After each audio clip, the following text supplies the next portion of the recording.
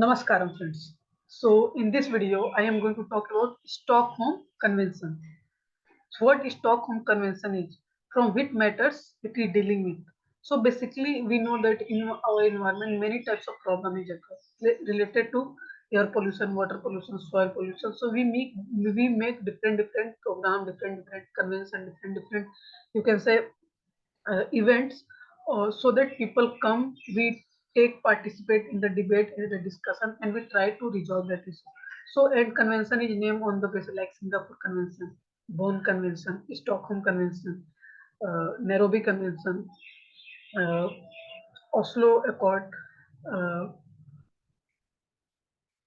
Delhi Conference, you can say Delhi Dialogue. So these are different dialogue on different issues and name on the city in which it is first proposed or first where first debate is going on that. There are many other you can say uh, factors on the basis of which they try to decide it, but the main idea is they try to use it for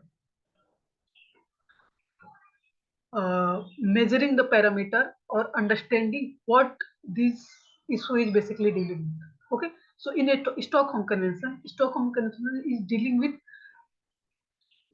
protect the human health and environment from persistent organic pollutant. Okay, so persistent organic pollutant POP. So in Stockholm Convention is dealing with POPs. So this is related with nature, environment, ecology, biodiversity, because anything which hamper the health of a human being also hamper the health of the other animals. So we have to not take care of our health, we have to take care of health of other life, other plant, and try to resolve and make policy program to holistically or to you can say very elaborately cover all these issues. Okay, whatever convention it is, either it is Paris Accord, COP, you can say Oslo Accord, whatever it is, or either Paris Agreement, Kyoto Protocol, Earth Summit, whatever it is, if it is related with nature, related with climate, related with biodiversity, ecology, environment, so we have to make a comprehensive program policy to dealing with that issue, so that small program is not running on parallel basis. We have to make program on a human level, on a global level, on a regional level, on a national level, on a state level, but we have to understand each and every program if it is related with one area is sync with one another, so that if problem is resolved on a one scale, people take inspiration from it and try to resolve it and solve it in other areas. Okay, so in this video I am going to talk about Stockholm Convention. Okay, dealing with POPs and its impact on the human health, animal health, and how we solve it, and what are the major steps we have to take so that in future these types of problem is not occur. Okay, so Stockholm Convention. Okay, the Stockholm Convention ratified by India in on 13th January 2006. So in 2006, India ratified the Stockholm Convention. It is a globally treaty to protect the human health and environment from persistent organic pollutant.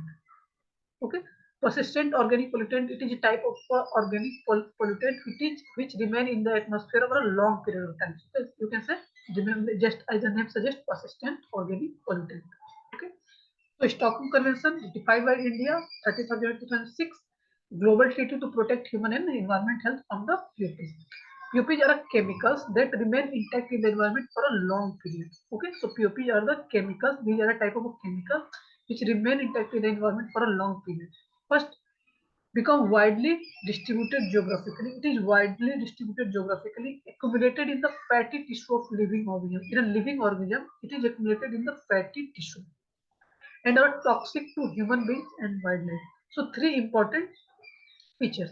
It is toxic to human being and wildlife, accumulated in the fatty tissue of living organism, as well as widely distributed geographically and remain intact in the environment for a long period.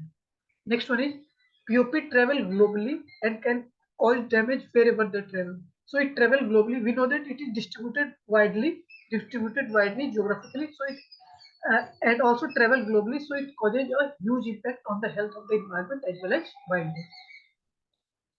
The convention that entered into force on 17th of May 2004. We know that India signed it on 2006 in 2006, but it is entered into force in 17th May 2004. lays down that in its implementation, government will take measures to eliminate or reduce the release of POP into the environment. So it is entered into force on 2004, and in its policy, in its implementation policy, it is written down that government will take measures to eliminate it, completely eliminate it, or reduce it, the release of POP into the environment. So if any country signed it, so it is the responsibility of the government of that country to eliminate and reduce the release of POP into the environment. Next one is the Stockholm Convention is the elimination or restriction of the production and use of all intentionally produced POP. If POPs are intentionally produced, so Stockholm Convention seeks the elimination and restriction of the production and use. If you try to produce it and use it, so government of your country try to eliminate and restrict it if it sign the Stockholm Convention of all intentionally produced POPs, like industrial chemicals, pesticide, in industrial chemicals and pesticide, through industrial chemicals and pesticide POPs or illicit. If any country sign it, try to reduce the elimination, it try to eliminate and restrict the production and use of POP, which are intentionally produced. Okay. Next one is the convention. The Stockholm Convention also seeks the continuing minimization and wherever feasible, ultimate elimination. Government try to continue minimizing it and wherever feasible, ultimate elimination of the release of unintentionally produced POP such as dioxin and furans. So we know that someone is intentionally produced, so government try to eliminate it and reduce it, like industrial waste as well as pesticide.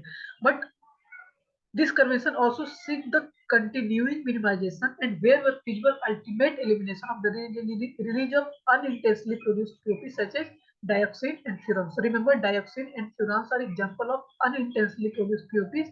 Industrial chemicals and pesticides are example of intentionally produced POPs, and Stockholm try to reduce and eliminate both intentionally POPs as well as unintentionally POPs wherever feasible. The Global Environment Facility, or you can say GEF, has been set up. GEF has been set up as a interim financial mechanism to assist the developing countries in implementation of the convention. So if any developing country face any problem in implementing the Stockholm Convention, so GEF has been set up as an interim financial mechanism to assist the developing country. If any developing country face the problem of fund, so GF is set up as an interim financial mechanism to deal with this issue for the developing country basically. So I hope you understand the whole idea of Stockholm Convention.